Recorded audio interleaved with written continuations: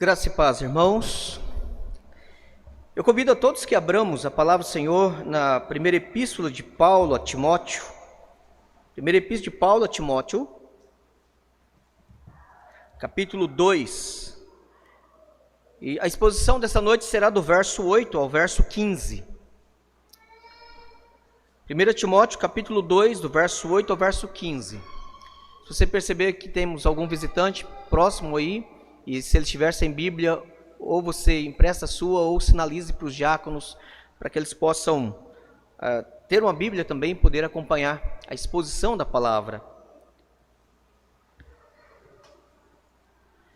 A palavra do Senhor diz assim, 1 Timóteo, capítulo 2, do verso 8 ao verso 15. Quero, portanto, que os varões orem em todo lugar, levantando mãos santas, sem ira e sem animosidade. Da mesma sorte que as mulheres, em traje decente, se ataviem com modéstia e bom senso, não com cabeleira frisada e com ouro ou pérolas ou vestuário dispendioso, porém com boas obras, como é próprio às mulheres que professam ser piedosas. A mulher aprenda em silêncio, com toda submissão, e não permito que a mulher ensine nem exerça a autoridade de homem, esteja, porém, em silêncio. Porque primeiro foi formado Adão, depois Eva.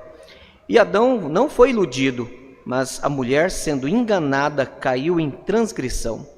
Todavia, será preservada através de sua missão de mãe, se ela permanecer em fé e amor e santificação com bom senso. Oremos. Deus amado, nós agradecemos pela riqueza de informação que temos aqui na Tua Palavra, de recebermos de Ti mesmo a prescrição como devemos nos reunir para adorar, para cultuar o Senhor. E pedimos ao Deus amado que o Senhor abra os nossos olhos, incline nosso coração, tirando, ó Deus, qualquer rejeição, qualquer dureza, qualquer indiferença, qualquer sentimento que nos dificulte exercer a submissão à palavra do Senhor.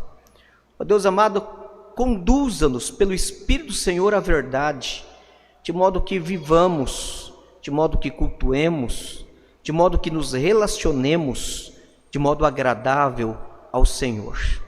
Abençoa-nos para que, ó Deus, a Tua palavra, o nosso Senhor Jesus, Ele fale conosco, ó Deus, poderosamente nessa noite. E é no nome do nosso Salvador, aquele quem a nossa alma é amada, é que nós oramos. Amém. Irmãos, esse texto de Paulo, ele começa agora a tratar a respeito do culto público. Do capítulo 2, verso 8, até o capítulo 3, verso 16, Paulo ele está agora trazendo a respeito do culto. Observe bem, conforme nós já temos falado, para quem nos visita nessa noite, nós temos feito pregação expositiva continuada. Então nós temos seguido texto após texto, de modo que temos seguido o fluxo do raciocínio inspirado do apóstolo Paulo, em que Deus instrui a igreja de Éfeso através deste jovem evangelista Timóteo. Nós sabemos até então que Timóteo ele estava em Éfeso, conforme vemos no capítulo 1, verso 3. Capítulo 1, verso 3, e que Paulo então o deixou ali para que ele pudesse conduzir, para que ele pudesse pastorear, para que ele pudesse instruir, para que ele pudesse corrigir, para que ele pudesse prevenir a igreja, não só de erros, dos seus pecados, mas da infiltração inclusive de falsos mestres. Inclusive nós sabemos o nome destes falsos mestres, capítulo 1, verso 20, dentre estes se contam Emineu e Alexandre, os quais entreguei a Satanás para serem castigados, a fim de não mais blasfemassem.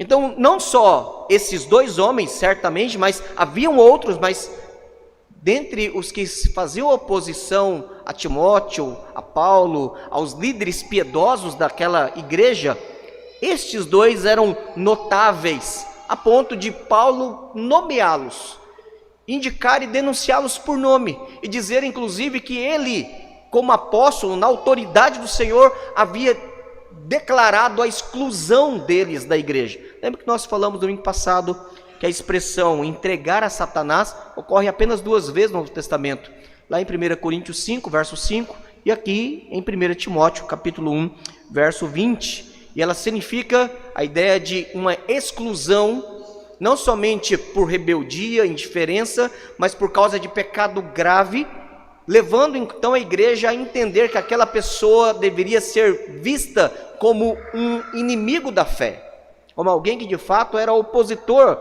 do evangelho. Do verso 1, capítulo 2, verso 1 ao verso 7, o apóstolo Paulo agora fala a respeito de como que nós devemos adorar a Deus, como que nós temos Cristo como nosso mediador.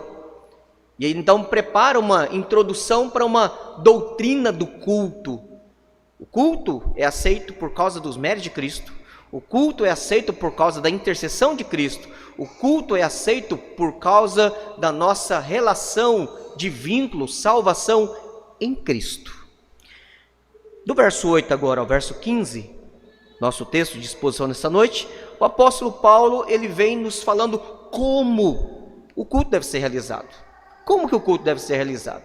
E aqui nós vemos 3 princípios que o apóstolo Paulo nos dá, inspirado pelo Espírito do Senhor, para a realização do culto. E aí observe, do verso 8 ao verso 10, nós vemos o primeiro preceito, a primeira instrução normativa do apóstolo Paulo de como nós devemos participar do culto ao Senhor. Em primeiro lugar, o culto público. Observe bem, só fazendo uma breve retrospectiva. A Bíblia fala de culto em 3 sentidos. Culto como vida, né?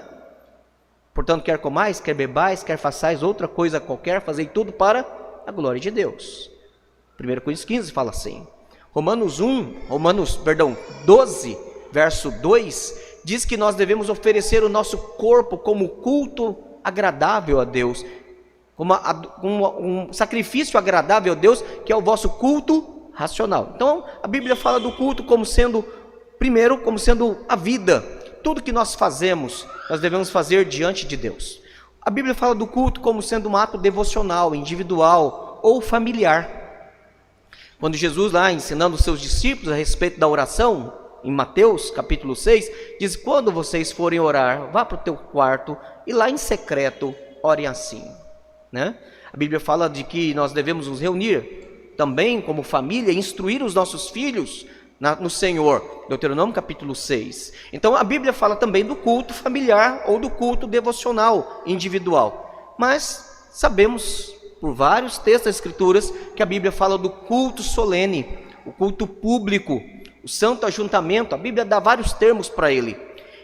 Paulo está aqui no capítulo 2, verso 8 ao verso 15, tratando especificamente do culto público, do culto solene, em que nós nos ajuntamos, nos reunimos, atendemos a convocação do Senhor de adorá-lo e nos apresentamos na dependência do Espírito Santo, em que Ele nos capacita com dons, nos capacita com iluminação, nos capacita com a sua santificação, para que na dependência da mediação de Cristo, conforme Paulo diz aqui, capítulo 2, verso 5, porquanto há um só Deus e um só mediador entre Deus e os homens, Jesus Cristo homem, a quem nós temos, por meio de quem nós temos acesso ao Pai, para adorá-lo.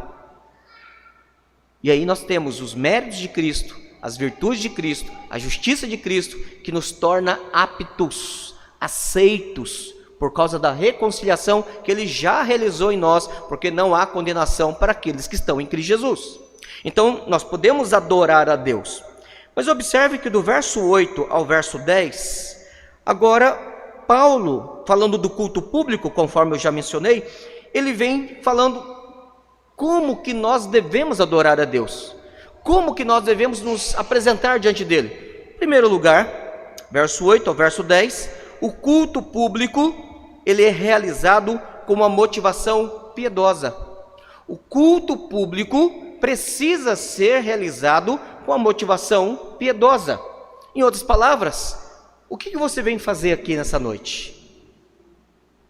Amar a santidade do Senhor, se alimentar para que mais outros 6 dias da semana, para que você possa, alimentado, capacitado pelos meios de graça. Quais são os meios de graça? Pregação da palavra, a oração e a ceia do Senhor, que inclusive teremos domingo que vem.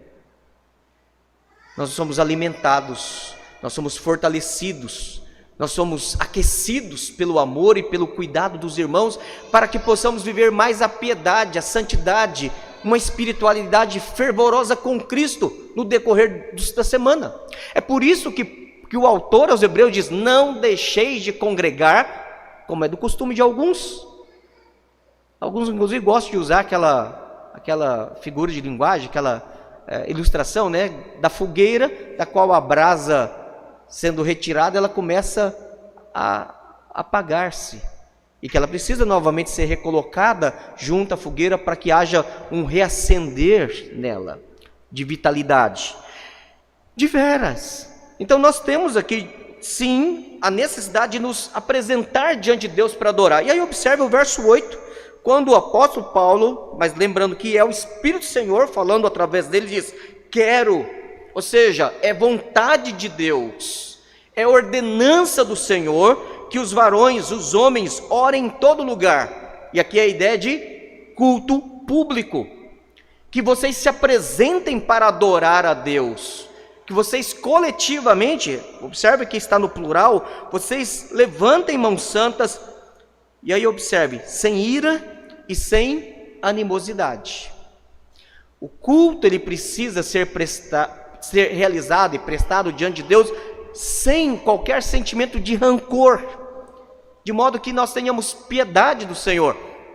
É um grande desafio quando nós vamos participar da ceia do Senhor, e aí temos aquele momento de autoexame, em que nós precisamos sondar o nosso coração e, na iluminação do Espírito do Senhor, realmente nos preparar para participar da ceia, porque a Bíblia chama ela de mesa da comunhão. E aí nós lembramos de 1 João, que diz: se eu não amo o meu irmão a quem eu vejo, como é que eu vou amar ao Deus que eu não vejo? Então existe uma relação de contradição. É por isso que a adoração a Deus deve ser um exercício de comunhão, é um exercício de cuidado, é um exercício de dependência, é um exercício em que nós vivemos de fato como corpo em Cristo Jesus. Então, em primeiro lugar, o culto público é realizado com a motivação piedosa, falando primeiramente aos homens, de modo que não haja hostilidade entre pessoas, não haja inimizade, não haja rancor, não haja motivo de indiferença, mas haja sinceridade, haja de fato um carinho, haja de fato respeito uns pelos outros. Mas observe que Paulo, verso 9 e verso 10, ele fala também, ele prescreve algo mais característico às mulheres. Certamente o rancor, a ira, né, o desagravo é uma característica mais comum nos homens. Não que mulheres não tenham rancor, não tenham desagravos entre si, não tenham problemas de... Eles também têm. Mas ele vai aqui pontuar uma fraqueza mais comum nas mulheres. Embora nesses tempos pós-modernos está uma vergonha, né? Tem homem que, por causa da chamada metrosexualidade, nós temos uma efeminização dos homens. E aí, às vezes, quando eu brinco com algumas moças, eu falo assim: ó, cuidado, se o seu namorado ele usa mais maquiagem que você, termina com esse camarada. Se ele é mais efeminado que você, cuidado com ele.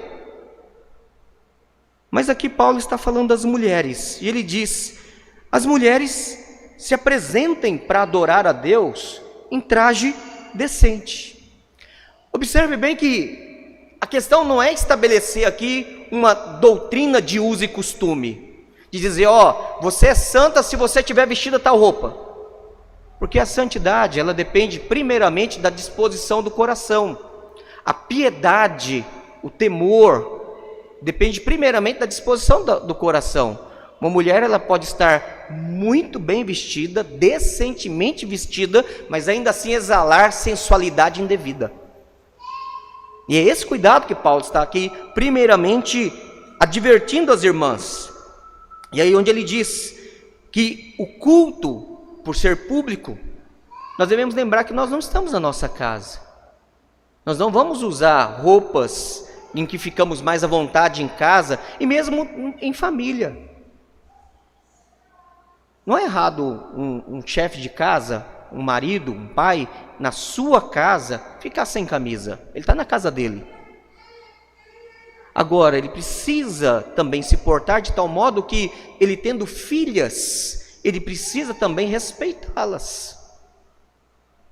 Ele precisa se conduzir, ter uma compostura, de modo que ele possa respeitar as suas filhas como moças. Paulo, ele vem aqui então dizendo, se ataviem com modéstia. Então observe, Paulo aqui, ele não está proibindo mulher de usar joias, Paulo não está proibindo a mulher de ser bonita, tá? Por favor, irmãs, façam isso, que o seu marido agradece, mas faça isso para o seu marido. A sensualidade é um dom que Deus deu para a mulher, mas ela deve usar isso para o seu marido, para agradar o seu marido, para ser colírio aos olhos do seu marido, não para o marido dos outros e nem para os homens solteiros. As moças solteiras, aguarde o seu marido, para que Deus lhe dê o seu marido, para que no seu casamento você exerça de forma apropriada este dom que Deus deu às mulheres. A sensualidade é um dom feminino, não é de homem. Já viu quando o homem tenta ser sensual? É igual um elefante andando numa roça de alface. É igual uma anta tentando andar no meio de uma plantação de hortaliça. É horroroso. Não cabe, não casa. Também, por favor, homens, não sejam ogros, né? Toma banho, faz bem, ser limpinho, cheiroso, cuidar para sua esposa, para que também lhe seja agradável. Agora o texto diz, se ataviem. Ele não está dizendo, não se ataviem, não se adornem, não se enfeitem. Ele não está dizendo isso. Ele está dizendo, se ataviem.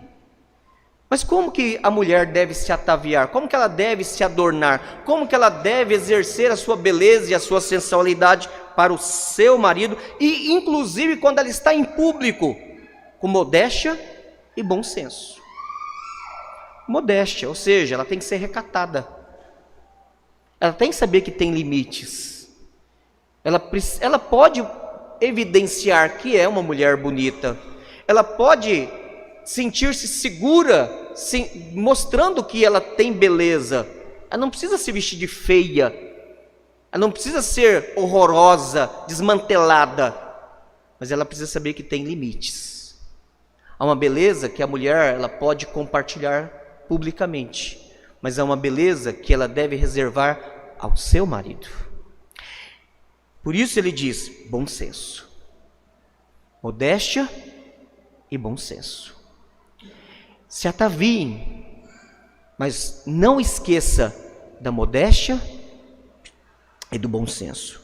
E aí ele vai dar algumas orientações, porque dentro da sociedade da época, especialmente na cidade de Éfeso, possivelmente estava havendo uma euforia social em que as mulheres eram influenciadas a esbanjar, a gastarem devidamente. E aí ele diz, olha, minhas irmãs, não com cabeleira frisada e com ouro, ou com pérolas, ou com vestuário dispendioso, ou seja, que você não gaste de forma excessiva. Paulo não está dizendo que é pecado usar joia, Paulo não está dizendo que é errado a mulher dar uma mexida no cabelo, né?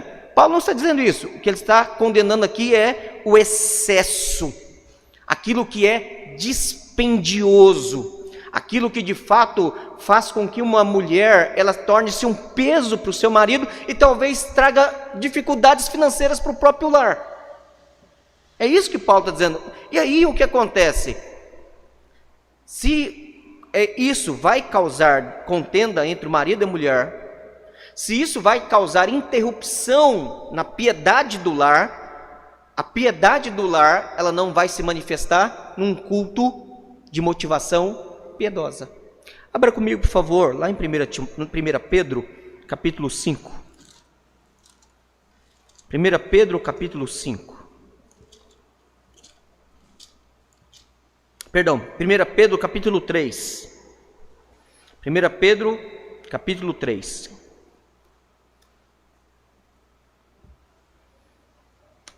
Pedro, de igual modo, inspirado pelo Espírito do Senhor, ele diz as mesmas coisas com outras palavras.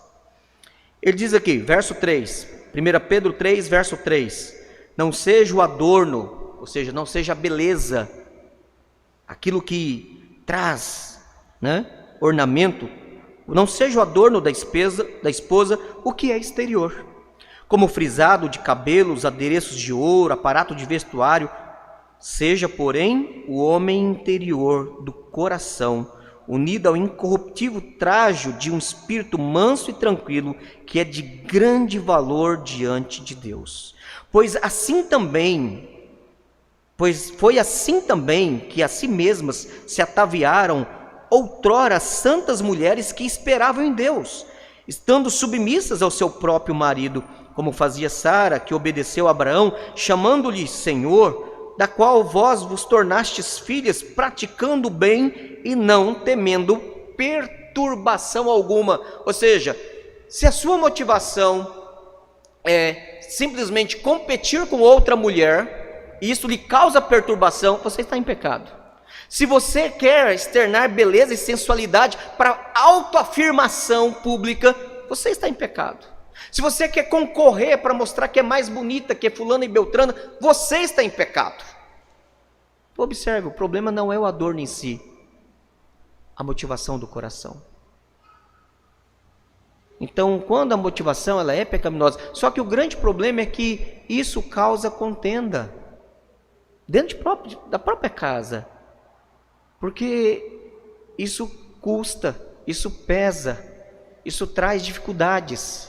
E aí, observe o que Pedro fala aqui no verso 7. Maridos, vós igualmente vivei a vida comum do lar, com discernimento, e tendo consideração para com a vossa mulher como parte mais frágil. Ou seja, ela tem necessidades, ela tem carências, ela tem precisões em que você precisa estar presente, cuidando. E é por isso que ele diz, tratai-a com dignidade, porque sois juntamente herdeiros da mesma graça de vida.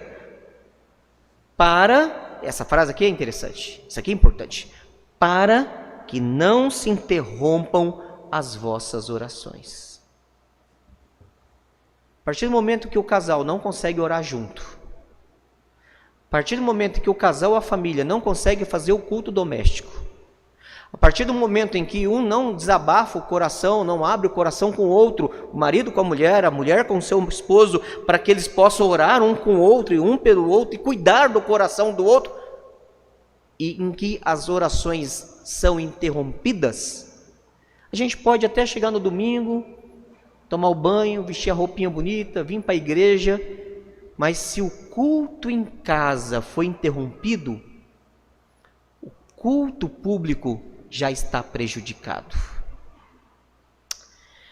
Voltando para 1 Timóteo capítulo 2, verso 9 e o verso 10 agora, mais especificamente agora o verso 10, então nós vemos a palavra do Senhor agora fechando aqui, dizendo, porém, ou seja, não seja aquilo que é externo, dispendioso, aquilo que é desnecessário, a motivação do seu coração. Pelo contrário, porém, com boas obras, como é próprio às mulheres que professam ser piedosas.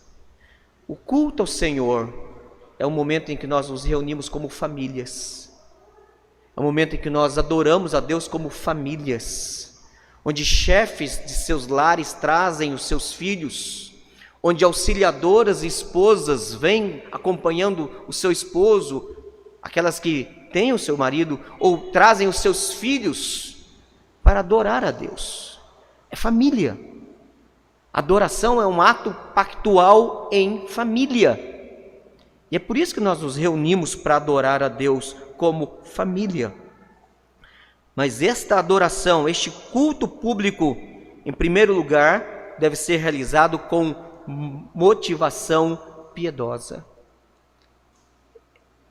É o marido ou a esposa, é o pai ou a mãe que traz a sua família para dizer, nós precisamos buscar o Senhor, nós precisamos adorar o Senhor.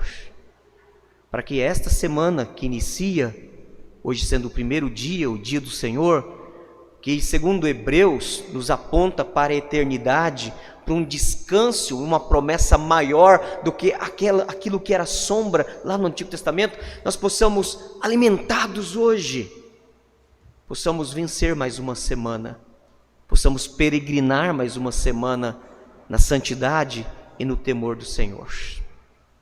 Então, em primeiro lugar, o culto público, ele é realizado com uma motivação piedosa. Nós precisamos adorar a Deus. E eu não posso adorar a Deus com um coração rancoroso, irado e cheio de animosidade. E se eu vier adorar a Deus assim, que o meu culto comece com confissão de arrependimento. Senhor, eu sei que eu não estou preparado e eu nunca sou apto para te adorar conforme o Senhor merece. Mas tira isso de mim. Eu quero te adorar, eu quero levantar mãos santas para o Senhor. Eu quero fazer orações que lhe sejam agradáveis.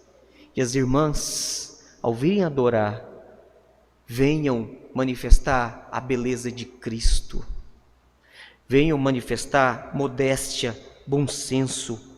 Venham manifestar as boas obras de santidade. É assim que nos reunimos para adorar a Deus.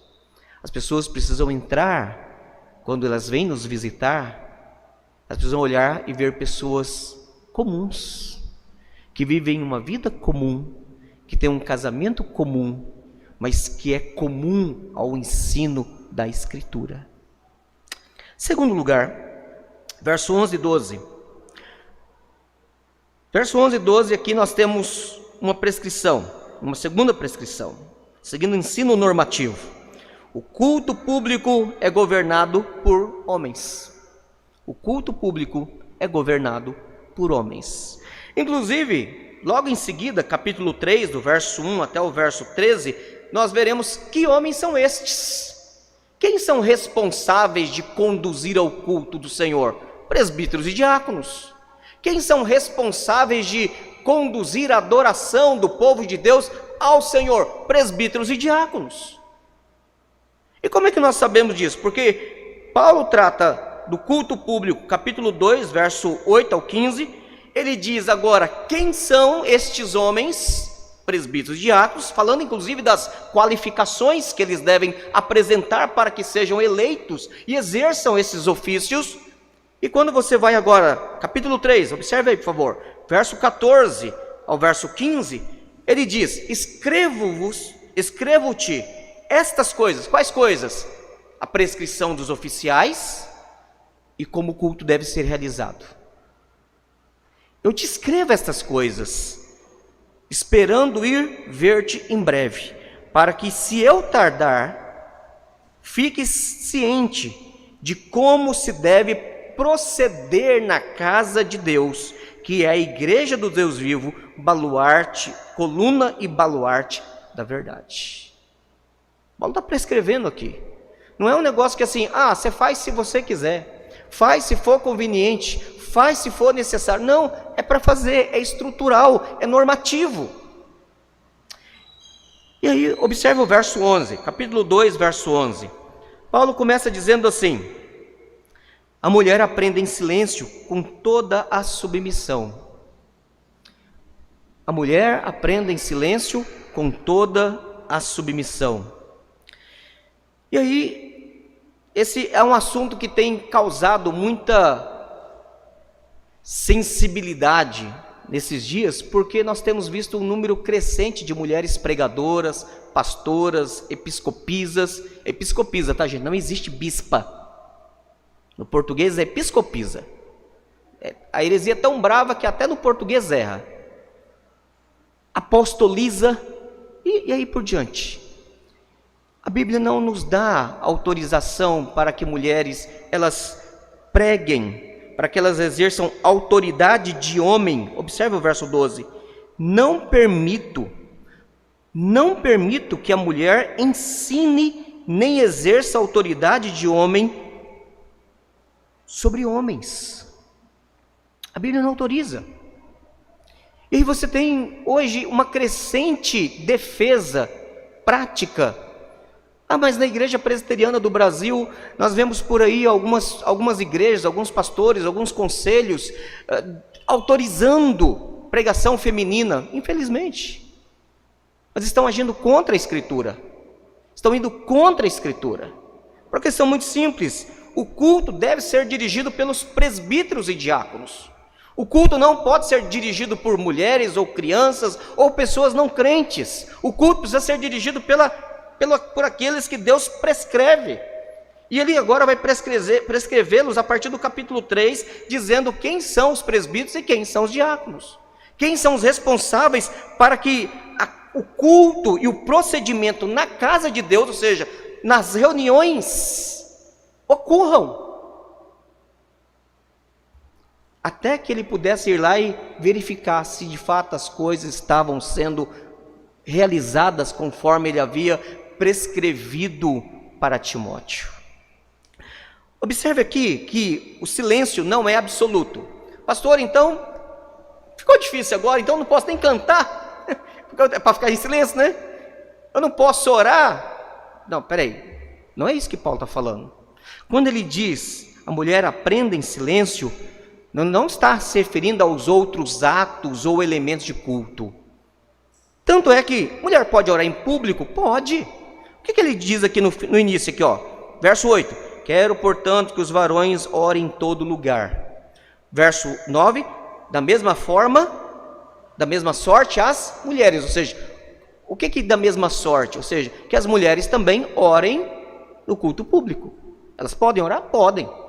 Tanto é que Paulo também lá em 1 Coríntios 11, verso 5, ele fala das mulheres que ao orar, só que lá em Corinto, a mulher deveria usar o véu para que ela pudesse orar no culto público. Mas ela poderia ter a sua participação orando quando lhe dada a oportunidade. Então o silêncio não envolve ficar calada ou ser proibida de orar. A mulher não pode ser proibida de orar em culto público.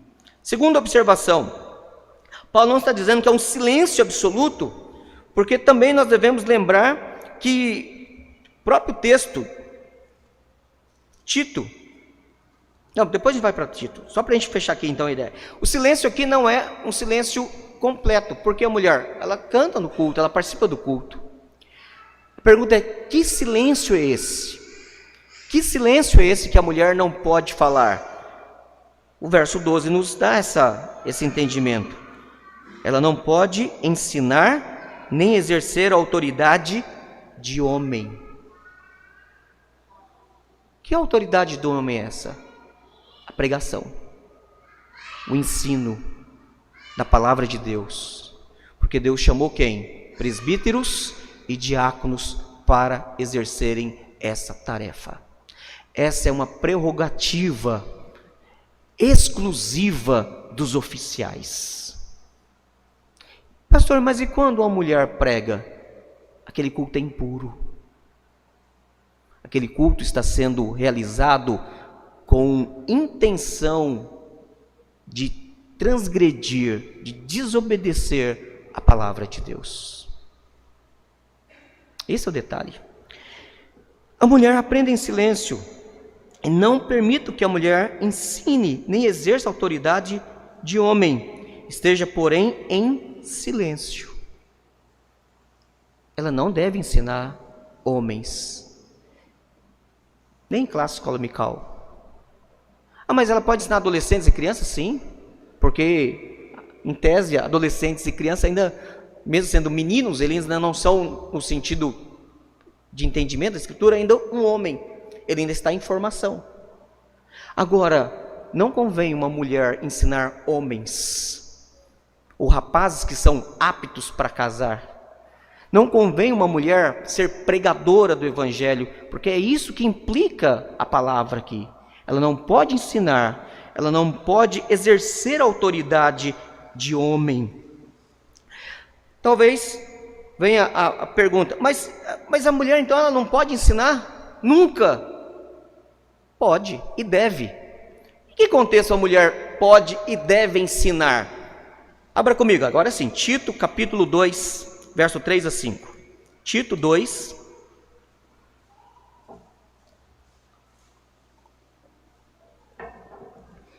Tito capítulo 2, verso 3 ao verso 5. A palavra de Deus diz assim: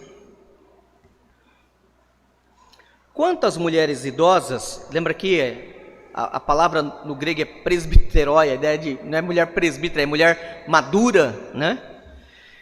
Semelhantemente que sejam sérias em seu proceder, não caluniadoras, não escravizadas a muito vinho, sejam o quê? Finalzinho do verso 3, Tito 2, verso 3, sejam o quê? Mestras do bem. Quem que estas mulheres experientes, maduras, sábias, devem ensinar, a fim de instruírem as jovens recém-casadas a amarem ao marido e aos seus filhos, a serem sensatas, honestas, boas donas de casa, bondosas, sujeitas ao marido, para que a palavra de Deus não seja difamada. As mulheres podem e devem ensinar, na experiência e na maturidade da vida cristã, outras mulheres. Não há nenhum problema em você ter mulheres hoje no Brasil, no mundo, falando em conferências, ensinando, palestrando, mas que elas façam isso para mulheres. Ah, mas e se um homem quiser lá aprender com a mulher lá? Eu vou dizer para você o seguinte: ele acha que ele não sabe o que é ser homem. Acho que ele está tendo alguma dificuldade de entender assim, com quem que ele precisa aprender, com quem que ele precisa ser instruído. Ele está se submetendo à autoridade de uma mulher. Esse é um problema.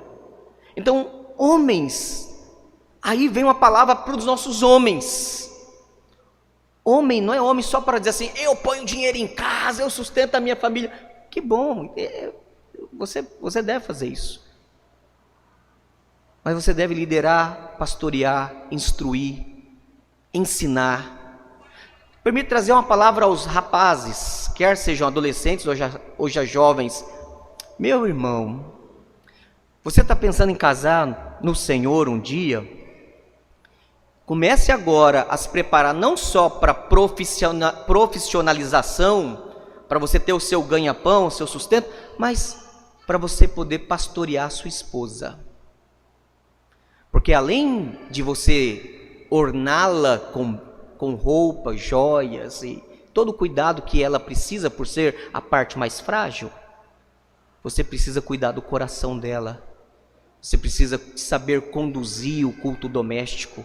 Você precisa saber instruir a sua casa, os seus filhos na palavra de Deus. Não é você ser pastoreado pela sua esposa, mas você precisa ser o pastor da sua casa.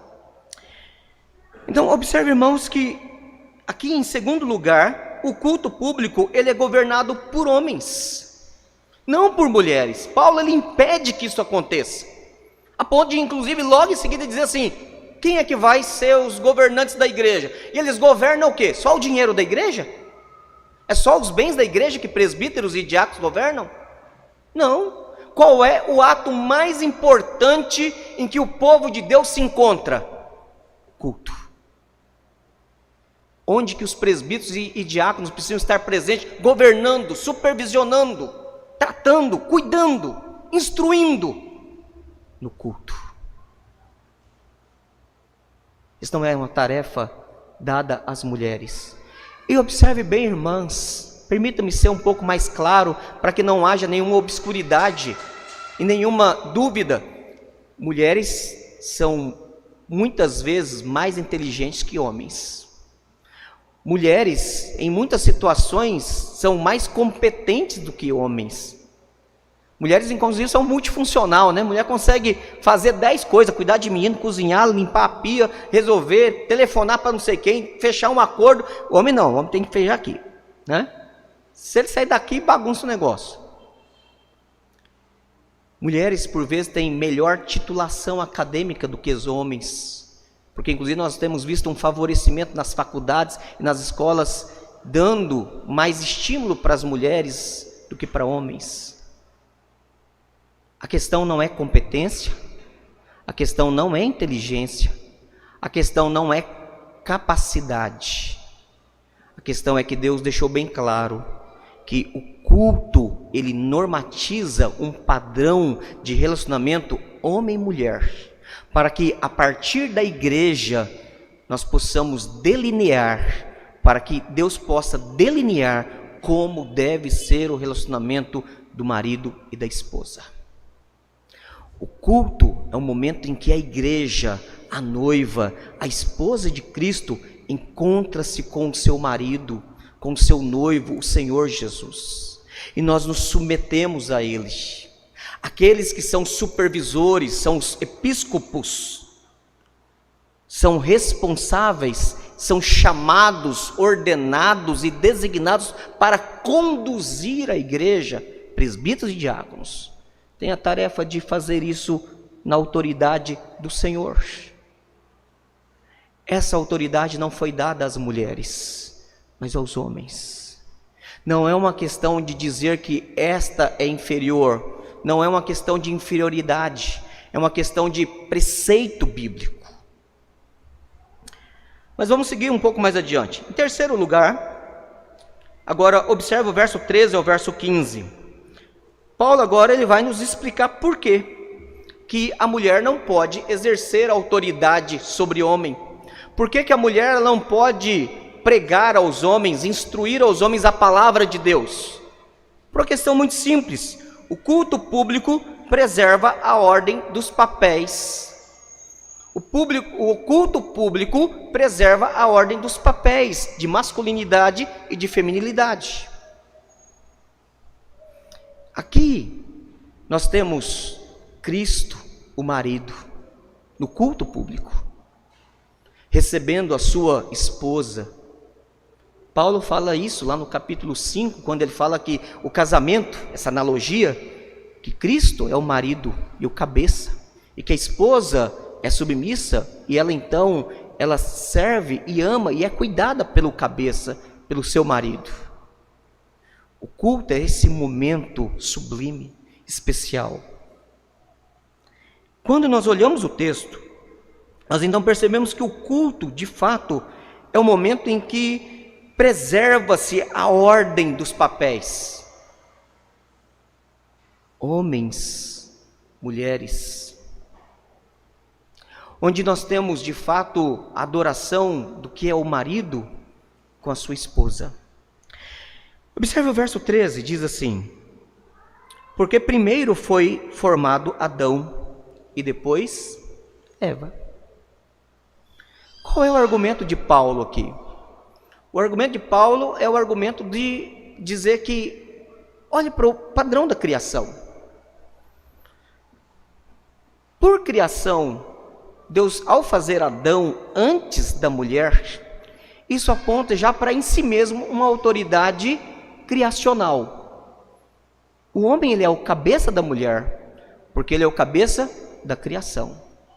Ele foi criado primeiro, a ele foi dado ordens, prerrogativas, responsabilidades, e dele foi tirada a mulher, para que ele fosse auxiliadora idônea.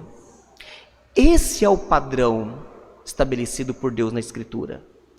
Se nós colocarmos no culto uma mulher para pregar, ou se nós reconhecermos a ordenação feminina, nós estamos simplesmente dizendo: o padrão de Deus, ele não serve, e nós vamos adotar padrões sociológicos. Quais são os critérios ou padrões sociológicos?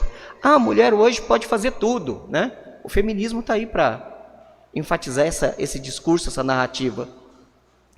A mulher é empoderada, nada pode impedir a mulher de ser o que ela quiser. Opa, pode sim. Deus que diz: ok, você pode ser professora, você pode ser juíza, você pode ser promotora, você pode ser o que você quiser e que você for capaz de ser. Mas aqui na minha casa, o padrão criacional, ele não foi revogado. O padrão de que o marido é o cabeça da casa, o marido e o homem são o cabeça da mulher, e que a mulher, ela é submissa ao homem. Esse padrão, ele é inegociável. Ponto.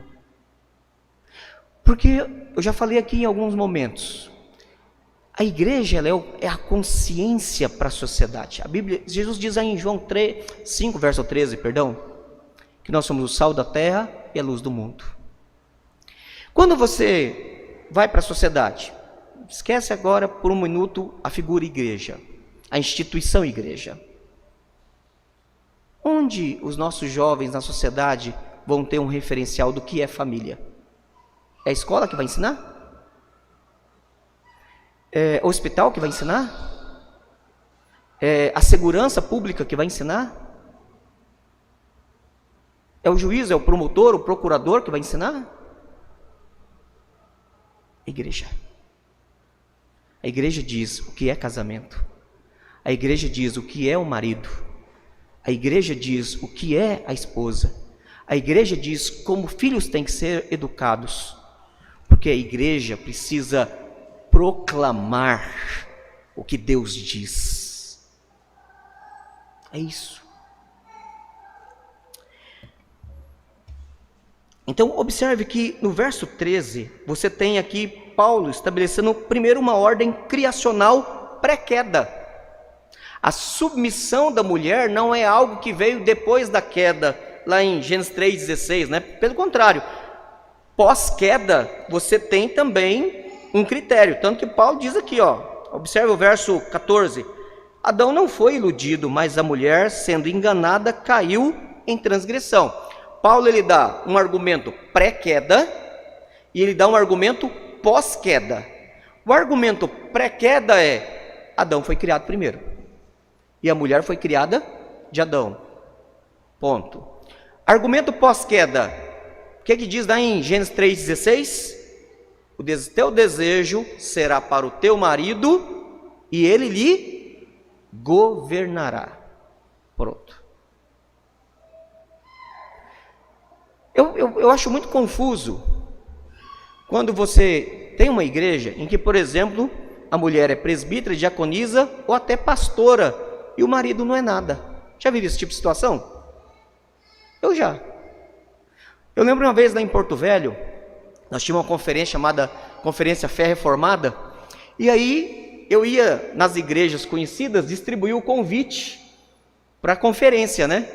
Um dia eu cheguei numa determinada igreja, não vou falar qual, e eu cheguei lá e falei assim, bati a campainha, toquei a campainha melhor, e aí veio um senhor. Eu pensei, deve ser o pastor da igreja.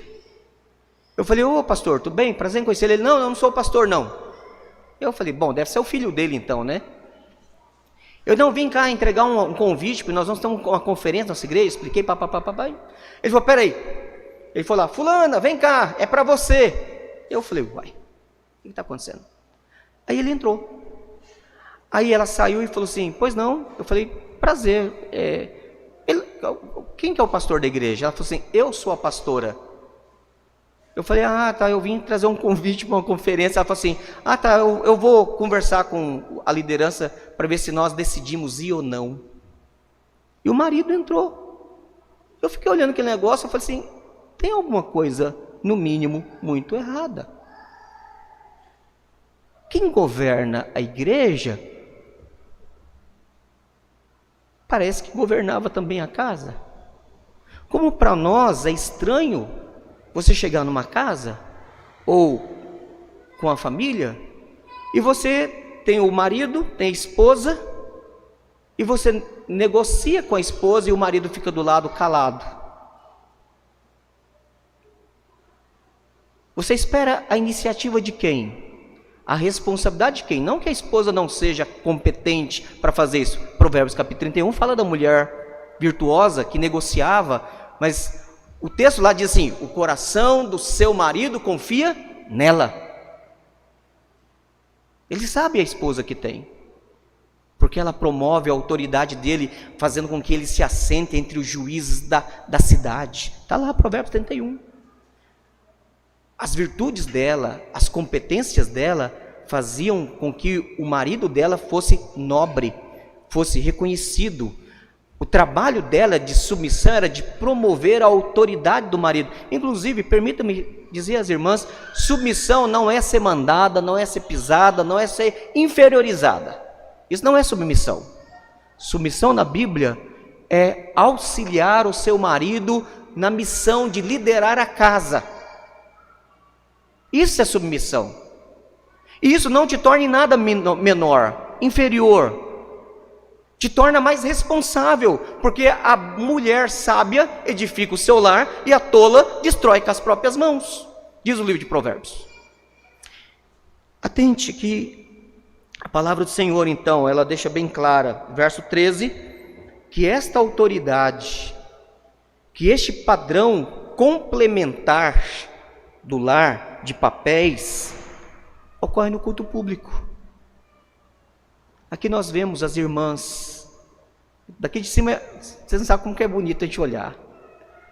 As irmãs ao lado dos seus maridos, supervisionando seus filhos, cuidando. Isso mostra como a gente vem vivendo. É muito bonito isso aqui. Agora é preocupante quando a mulher, ela não tem o coração no seu lar. Quando ela não tem o coração nos seus filhos.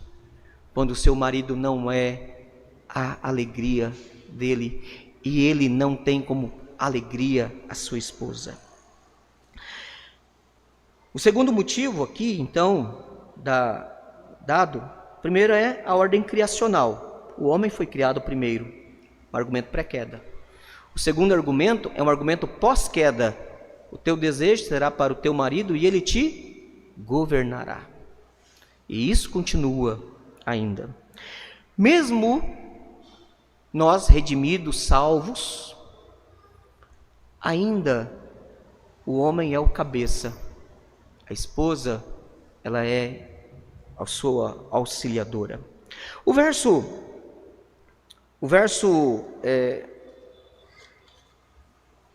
15.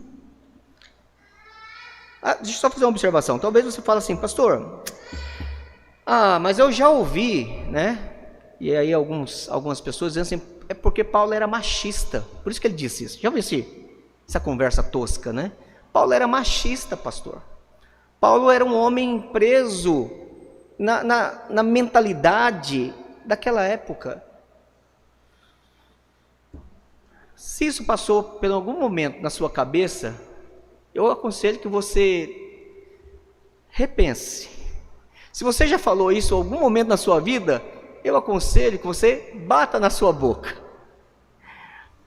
Porque o mesmo Paulo, escrevendo uma segunda epístola a Timóteo, capítulo 3, versos 16 e 17, ele diz o quê? Toda escritura é inspirada por Deus e útil para o ensino, para a correção, para a repreensão, para a educação na justiça, a fim de que o homem de Deus seja perfeito e perfeitamente habilitado para toda boa obra. Toda escritura é inspirada por Deus. O Espírito Santo não é machista. Jesus não é machista. Ele estabelece padrões que a sociedade está tentando desconstruir. São padrões bíblicos. Mas isso não me agrada. Vá se tratar com Deus. A minha tarefa é de dizer o que a Bíblia diz. Mas pastor, isso me incomoda. Então, vá conversar com o Senhor. Porque toda ideia ela tem consequência, não tem? Toda ideia tem consequências. Se você tiver ideias erradas, você vai viver uma vida errada. Porque o padrão não é o que você acha, é o que Deus prescreve. É o que Deus ordena. Vamos lá. Mas talvez você tenha ouvido uma segunda ideia. Diz assim, pastor, tudo bem, vamos entender então que Paulo falou que é inspirado por Deus e que aqui é palavra de Deus, tal, etc. Tudo bem. Mas Paulo não estaria prescrevendo algo somente para a igreja de Éfeso e que era algo para aquela época e que não serve para nós hoje? Porque olha, pastor, os tempos mudaram. É verdade, os tempos mudaram e muitas coisas mudaram para pior. Aí a gente vê a quantidade de filhos que não sabem quem é o pai, a quantidade de divórcios, a quantidade de casamentos, recasamentos e trocentos casamentos, a quantidade de gente que não sabe o que é ser marido, a quantidade de jovem que não sabe escolher uma moça, a quantidade de moça que não sabe quem é o pai do filho dela. Realmente os tempos mudaram, porque esses padrões foram abandonados. Mas observe, se você quiser pensar que isso era para aquela época, permita-me observar algumas coisas. Voltemos a ler capítulo 3, verso 15. Para que se eu tardar, estas coisas que foram escritas, para que se eu tardar, fique ciente de como se deve proceder na casa de Deus, que é a igreja do Deus vivo, coluna e baluarte da verdade. Ou seja, vamos fazer o seguinte, a gente até já esteve falando com o conselho aqui, né? A gente já pensou em tirar as colunas e fazer umas tesouras, não sei como é que chama, né? Vamos tirar essas colunas aqui, esses baluartes aqui, para poder aumentar espaço? Não, pastor, não pode fazer isso. Se fizer isso, arria. Não, então vamos fazer o seguinte, espera 10 anos, daqui 10 anos a gente tira. Não, vai cair do mesmo jeito. Vamos esperar 100 anos, a gente tira as colunas. Mas pastor, pode ser daqui 100, 200, 1000, 2000 anos. Sem tirar essas colunas, o templo arria. Porque elas são de sustentação, não só do mezanino, mas aquelas duas ali, da estrutura, lá da superior toda. Coluna e baluarte é algo irremovível. Paulo não estava escrevendo estas coisas para dizer assim, olha, conforme os tempos forem mudando, vá se adaptando conforme a conveniência, conforme a mentalidade das pessoas for mudando. Não, essas coisas não podem ser mexidas, elas são perpétuas. Aí sim, verso 15, o apóstolo Paulo ainda falando da questão de a igreja, o culto público, preserva a ordem dos papéis de masculinidade e feminilidade. O verso 15 traz-nos uma verdade fantástica. Ele diz assim, será preservada através da sua missão de mãe.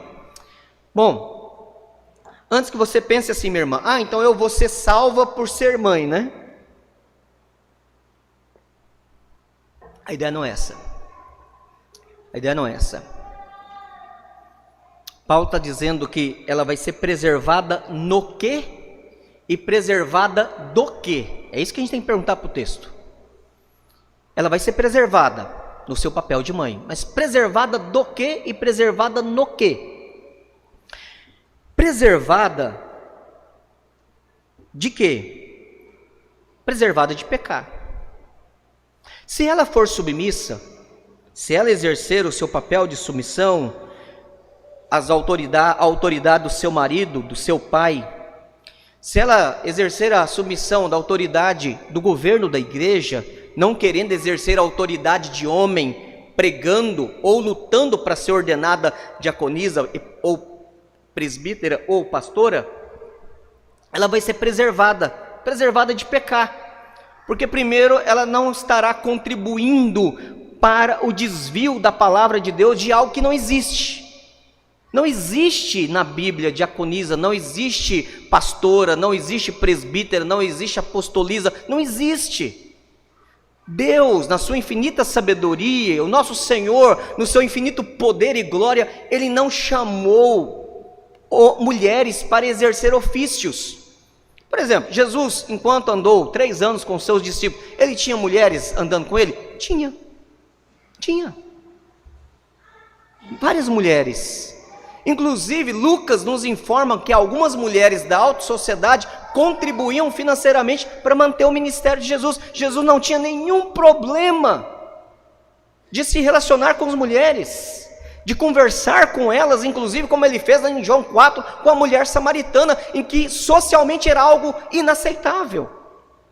Então o problema não era ser socialmente aceitável ou inaceitável, é dizer, Deus não quer que seja assim. Então, se Deus não faz, se Deus não fez, Jesus não chamou apostolisa. Ele tinha discípulas, mas nenhuma delas foi eleita ou chamada. Jesus chamou até um ímpio, Judas Iscariotes, para trair. Conforme Atos 17, 12, nós lemos hoje de manhã, para que o filho da perdição evidenciasse. Mas ele não nomeou nenhuma delas apostoliza. Em Atos 6, apesar de serem mulheres, viúvas, carentes, necessitadas de auxílio, a igreja escolheu 7 homens e nenhuma mulher nem sequer foi mencionada. Nós não temos relato nenhum do 1º século até o 4º século depois de Cristo de nenhuma pastora, presbítera ou diaconisa nenhuma na igreja cristã. Então, se uma mulher quiser exercer a autoridade de homem, ela vai ter que ignorar e desprezar a prescrição da palavra do Senhor. E aí ela não será preservada de pecar contra Deus. Esse é o detalhe. Ela é preservada do quê? De pecar. Porque a partir do momento em que uma mulher ela quer exercer a autoridade de homem e quer ensinar como homem, ela deixou de exercer a sua prerrogativa, o seu papel, a sua feminilidade, o seu chamado de ser auxiliadora idônea. Ela deixa de ser auxiliadora e passa a ser comandante do grupo. Mas observe ainda que ela é então preservada de pecar, mas ela é preservada no quê? Ela é preservada de pecar e ela é preservada no realizar algumas coisas. E aí, observe o texto.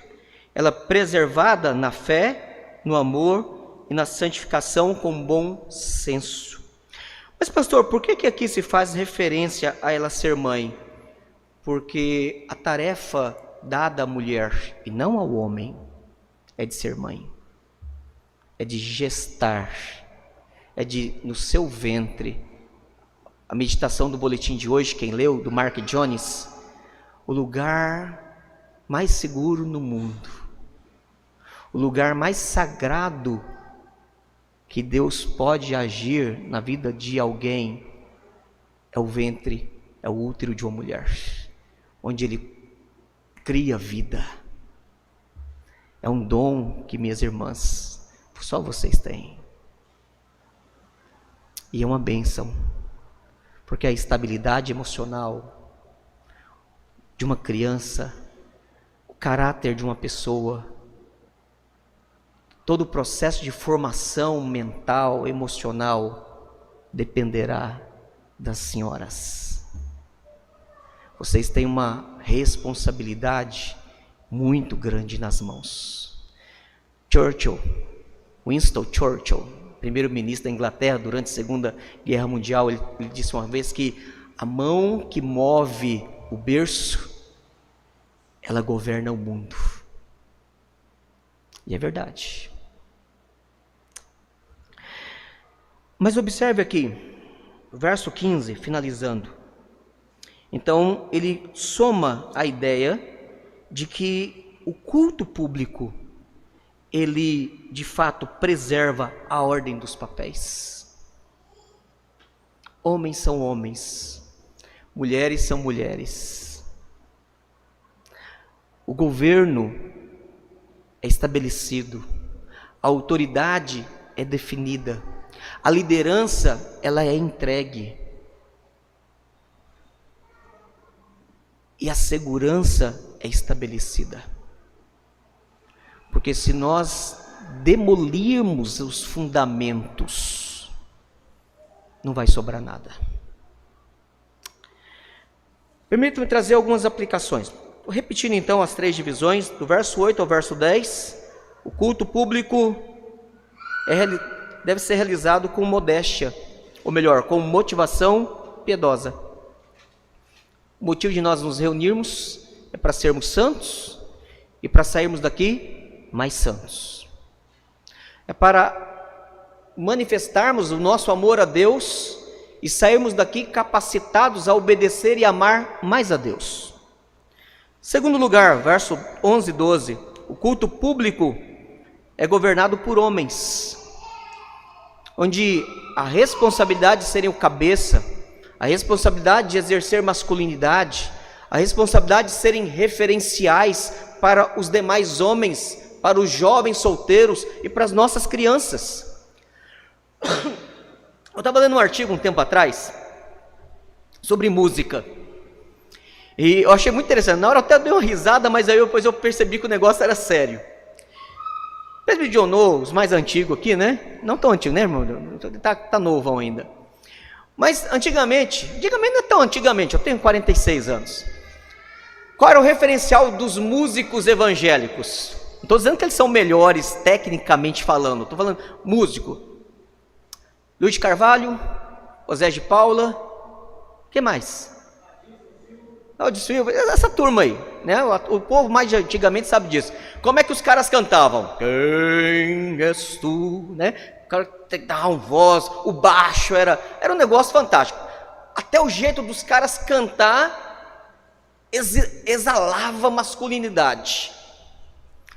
Aí década de 90 para cá, veio a oficina G3, né? Veio essa turma toda aí, assim, eu acompanhei, eu sou dessa fase aí. Só que eu cresci ouvindo o Zé de Carvalho, Luiz lá, tal, etc. O Luiz da, tal, etc. E aí começou a ver uns negócios, os caras, não sei o quê. Aí, daqui a pouco vem uma senhora cantora de BH, Senhor, nós estamos aqui, aquela voz chorosa, com ministração e tudo. E aí a gente começa a ver, inclusive, não só as moças reproduzindo aquela voz chorosa, mas você começa a ver rapazes. E aí vem os grupos de coreografia, que feminiza mais ainda. Aí você fala assim, gente, peraí, tem alguma coisa errada? Tem alguma coisa errada. A masculinidade está se perdendo dentro da igreja. Aí vem as lideranças femininas, aí vem ordenação feminina, aí vem toda uma desordem. E aí nossos meninos estão crescendo, os pequenininhos aí. E eles precisam ter de referência de homem, porque eles vão assistir desenhos, os desenhos estão afeminados. E vai assistir filme de homem, você vê lá homem lá pedindo desculpa porque é homem. E aí depois a gente diz assim, por que o movimento LGBT está crescendo? Por que homens não estão sendo homens nos seus negócios, na sua palavra? Por que as moças estão tendo dificuldade de achar homem para casar? Se nós não começarmos dentro da igreja dizendo, vamos manter os padrões que Deus definiu. Terceiro ponto, então, o culto público preserva a ordem dos papéis de masculinidade e de feminilidade. Permito dar alguma aplicação final ainda. Em primeiro lugar, não existe pastora. Esposa de pastor não é pastora. Mas por aí. Mulher que foi ordenada pastora deveria declarar publicamente que ela não é pastora. Não existe biblicamente pastora. Mulher que se diz episcopisa ou bispa, ainda usando o português errado, também deveria se desculpar e negar que ela um dia exerceu tal função, usurpou tal responsabilidade. Não existe presbítera, não existe diaconisa, não existe. Então nós devemos deixar bem claro isso aí. Segundo lugar, a mulher não é autorizada a pregar no púlpito. Ah, pastor, mas e se um conselho autorizar uma irmã a pregar? Mais ou menos assim, pastor, e se o conselho autorizar um jovem e uma jovem a ter relação sexual antes do casamento? E se o conselho autorizar um irmão a dar o calote no outro lá, no negociata que ele fez? Aí pode, não pode? Porque se o conselho assume para si uma autoridade de anular o que a Bíblia diz que não pode, então a gente pode em outras áreas também. Eu lembro quando eu estava recém-ordenado, um irmão de uma outra igreja chegou em mim feliz da vida, porque na igreja dele, até aquela data, o pastor dizia que era pecado assistir TV. Era pecado assistir televisão. Aí ele foi lá em casa, que ele sempre ia lá em casa, né, levar fruta, vender fruta, alguma coisa assim. E chegou lá, pastor, tem uma boa notícia. Ele sabia, né? Eu dava livro para ele ler, inclusive dava de presente, para ver se ele crescia no ensino da escritura. E ele chegou e falou assim, pastor, tem uma boa notícia. Eu falei, qual é a boa notícia? Esse final de semana, o pastor presidente disse em público que não é mais pecado assistir TV. Eu olhei para a cara dele, ele pensou que eu ia sorrir, né? Que eu ia ficar feliz com ele e tal. Eu fiquei olhando para a cara dele e fiquei assim, uai, meu irmão. Então, se domingo que vem o teu pastor chegar e dizer, meus irmãos, não é mais pecado adultério, não é mais pecado roubar, não é mais pecado dar calote, não é mais pecado... Então está valendo, né? Se o pastor ele tem poder para dizer o que não é pecado, ou melhor, definir legalmente o que não é pecado, então nós não precisamos mais de Bíblia. Nós precisamos tomar cuidado. Nós devemos tomar cuidado. Vamos colocar de pé. E uma última recomendação prática de aplicação. Homens, estudem. Homens, estudem a palavra. Para você pastorear sua esposa, para você pastorear seus filhos, para você liderar sua família. Jovens solteiros, preparem-se, porque a sua esposa não pode saber mais teologia que você não, meu querido. Ela vai ser sua auxiliadora, ela não vai ser a mestra do lar. Se você não gosta de estudar a Bíblia, se você não gosta de estudar teologia, se você não gosta de estudar os nossos padrões doutrinários, acorda, meu jovem. Que tipo de marido que você quer ser? Acorda. Você precisa estar apto, não só para liderar a sua esposa, mas liderá-la espiritualmente, para pastorear o coração dela. Você precisa estar apto. Mães que têm filhos pequenos e adolescentes, já começa a inculcar na cabeça do menino, é você quem vai liderar a sua família. É você que vai pastorear a sua família. É você quem tem que ser o chefe da casa e tratá-lo e treiná-lo. Homens, treinem seus filhos para isso. Porque a sociedade está apodrecendo, porque as famílias estão apodrecendo.